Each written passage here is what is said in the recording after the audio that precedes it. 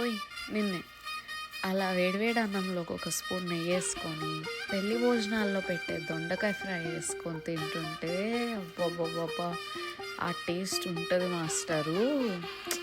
చెప్పడం కాదులే కానీ రెసిపీ చూసి చేసి.